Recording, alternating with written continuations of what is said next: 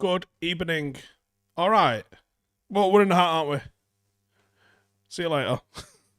What a thoroughly boring game of football that was. I wouldn't have minded seeing more youngsters played. I certainly wanted to see Ethan Galbraith played because I think that if you'd have played some youngsters in there, they would have actually gone for it a little bit more. I think they'd have played a little harder. I also think that Sociedad, after the slapping that we gave them in the first round, fully just didn't want to entertain getting another smacking and sat a little bit deeper and just did fuck all, for want of a better word. Oh, honestly, my eyes feel like they bled tonight. Yeah, not going to overanalyze it. The tie was done, as we said in the last round. And then we're in the hat for the next round. We seem to have come through it with no problems, so sweet. Some strange decisions, but like I said, I'm not going to mega overanalyze it. The strange decisions being, I'm not sure what the insistence on playing Shuratire is at the moment. It feels like we were trying to maybe get that record of him being one of the youngest players to play in Europe. It feels like we're trying to force him to be the next big thing, but he hasn't, for me, been banging on the door for this in the 23s. So it's a strange one. And I actually think Galbraith has been banging on the door for this in the under 23s. So, and yeah, Karthik's right. He goes, Lindelof almost killed a guy today. He did. And it was still boring. So, yes, I would agree with it was a boring game. And now this is an interesting thought. So Profit Hub Signals here says Henderson made a difference. What do you guys say on that front? What's your thoughts? Did Henderson make a difference? If so, what was the difference that you thought? I posted that clip on Twitter during the week.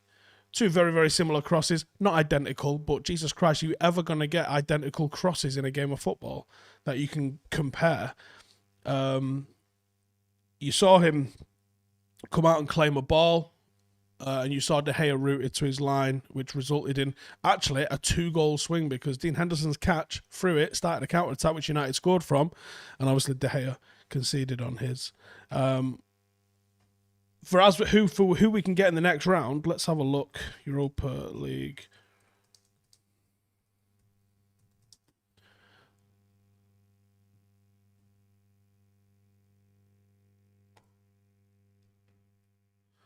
I think this is the confirmed round of 16 teams. AC Milan of Italy, you might have heard of those. And that might be where the who you've heard of ends. There's actually some very interesting teams that we can get in this. AC Milan, Ajax, Arsenal, Dynamo Zagreb, Dynamo Kiev, Granada, United. I don't think we can draw United. Molde, that would be an interesting one for Ollie. Olympiacos, Rangers, Roma, Shakhtar, who are the perennial, that's a Europa League team. Slavia Prague, Tottenham, Villarreal, and Young Boys. Honestly, not an easy draw. Not an easy draw there in the slightest. Who's the easiest team in that? Prague, Young Boys, Granada, Molde. Outside of that, a little bit ropey. Shakhtar's always ropey for some reason. Rangers have been minging. You all know why. Kiev, minging. Arsenal, Ajax, AC Milan, minging. Villarreal, Tottenham, Roma. They're all rough, man. They are all proper rough. Obviously, AC Milan won Group H. You had Ajax transfer out of the Champions League like us. You had Arsenal who won Group B. You had Dynamo Zagreb who won Group K. Kiev also dropped out of the Champions League. Granada were Group E runners-up. Obviously, we dropped out of the Champions League. Molde were Group B runners-up. Olympiacos come out of the Champions League. Rangers were Group D winners. Roma Group A winners. Shakhtar came out of the Champions League. Prague came out of Group C. Tottenham came out of Group J. I thought, weren't Inter in this? What happened there?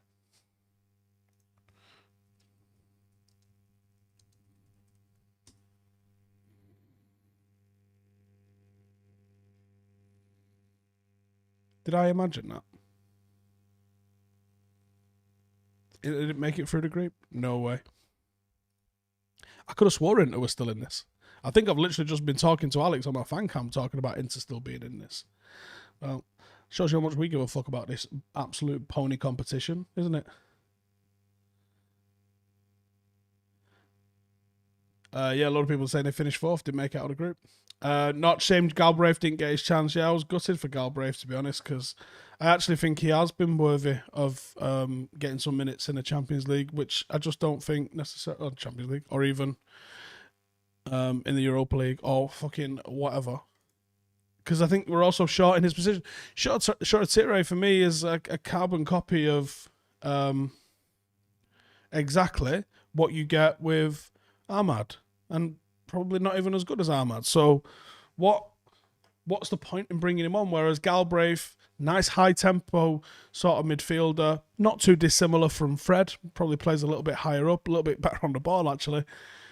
And we need midfielders. We've not got an injury crisis, but we've got McTominay injured. You've got Fred being run into the ground. You've got Matic is old. You've got Pogba injured, and Donny van de Beek's injured. Like, if any time that you could bring in a midfielder, this would be, for me, the prudent time to bring in a midfielder. PEFC in the Discord group from the Patreon lads is saying Lindelof or Masvidal. For those who don't know, Masvidal's got the UFC's record-breaking knockout, 3 seconds against Ben Askren by kneeing him in the head. Oliver says Schola's definitely got a good agent, and I think it's contractual. It felt like that, didn't it? Recall Garner. I don't think you're going to recall him just for that, but you've got Galbraith there and Heydero official saying Galbraith isn't ready though. How do you know he's not ready when you don't give him any minutes whatsoever? No need for Rashford to come on, says Ross. Totally agree with that. Most games we concede the same amount of chances, but Henderson dealt with the crosses. Interesting. What am I on about Shola? Galbraith deserves his game time, but why not Shola too? Because I just think the little bits of showings that we've had, including tonight, he's looked okay. And in the 23s, I don't think he's been banging on the door for being moved up into the first team. And certainly, like, the position that he comes on and plays, it's not like there's a shortage of players for those positions, including the player that we've just signed in Ahmad. And I don't think he's anywhere near the level of Ahmad. So, this isn't me writing Shola off. This is me going, I just don't think he's ready yet.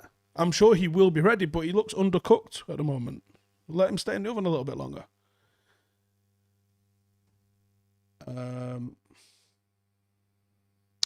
Do I think Chong still has a future at United? No. Still think we need to slowly bring in Ahmad. What do I think? Yeah, but give the guy minutes. Tonight there was almost a no-lose situation. We're not going to lose 5-0 this evening. Play the man. I think Shola played because McSauce and VDB are out. But what? And yeah, Ingar. Galbraith's got more senior appearances for Northern Ireland. He's playing international men's football, but not playing for United. Chaos. What about the game on Sunday coming up? I'll be recording my preview even for Chelsea tomorrow. That will be out on Saturday. Look at City's fixtures and then ours and then at the table. No point. Brandon almost got sent off in 7 minutes. Yep, that's Brandon. Same with Levitt and Wales. Yep, it is the same. Matic was good tonight. Look, I didn't think anyone was majorly shit in a United shirt tonight. It was just a bit flat. How's Garner doing at Watford? Well, he ain't at Watford. He's at Nottingham Forest at the moment. And he's doing quite well. One Matter gets subbed in at 85th just to get a Fitbit steps in and somehow can't play. Yeah, I don't know what happened with Matter. It was a bizarre one, wasn't it? Shola was getting knocked off the ball a lot. I think it's going to happen with someone of his size. I think it's going to happen a lot, probably. Is there any future for Delo? I'd be surprised if there's any future for Delo. I just don't see it. Impressed with Januzaj? Not really. Leicester out of Europe, is it bad for us? Yeah, probably. Because if they can just concentrate, and we got them in the FA Cup, haven't we? If they can just concentrate on the league, that's a massive help. That's a massive, massive help. Garner got 3 Man of the Watch Awards or something in 5 games. He has, but I believe they're online votes, and I think United fans might have hijacked a vote on that. So, but I believe he's also played well, so, you know. What about the failed Bruno-style penalty? Potentially the only fucking interesting thing that happened tonight, apart from Lindelof trying to knee a guy in the head, wasn't it? I mean, it was just like I said, there's no point over-analysing this. United were through. We didn't need to put any pressure on ourselves, so we kind of didn't. But for what it meant, it was a shit game, wasn't it, really? And it is what it is. We came through it. Massive game against Chelsea at the weekend. Can't overstate how big that is. If we get 3 points in that, I think we really start looking at being on for sticking around inside the top 2 or 3, which is where we need to be. And if we can do that, happy days. Tuanzebe seems to be in kind of limbo. Yeah, he does. Playing Marshall every game is like playing with 10 every game, says Jennifer. I think we're trying to play him back into form. And some players that works and some players that doesn't work. He didn't offer much tonight, did he? Going forward, I think they was a little deeper than certainly a lot deeper than they were in Turin last week. But yeah, Haaland or Sancho, who would I choose? I'd take either.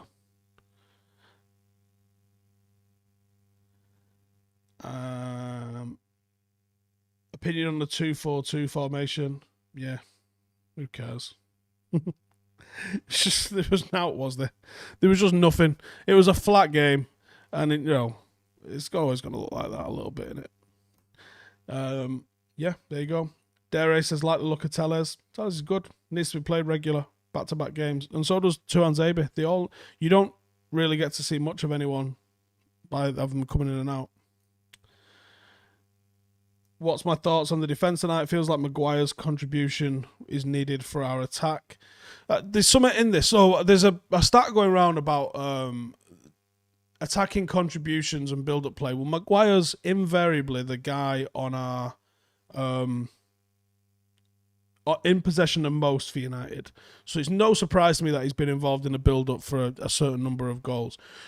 Just as a matter of coincidence. But what I'm going to have to do, because it's bugged me seeing that stat, because it's sort of allocating reasons for us scoring to Maguire, and I go, well, hang on. Is that the case? Or has he just been involved in a move in the build-up? So I'm not going to put any weight into that stat just yet. I'm going to go and try and find the goals and find what his involvement in those goals was. Because I think he's invariably 80 to 100 passes a game. And I wonder if it's just a matter of the fact that he's been on that. So, yeah. The whole team was defending. How's that Marshall's fault? Well, like, you don't expect this. United come up against this in a lot of games. You have to figure it out. Someone saying Martial slander is basic. But there's no slander here. Is there any slander here? Like, you can't tell me that he's in good form because you're chatting shit. So, what else have I said? Jesus, man. And Ross says Martial could have done the goal. He absolutely could have done.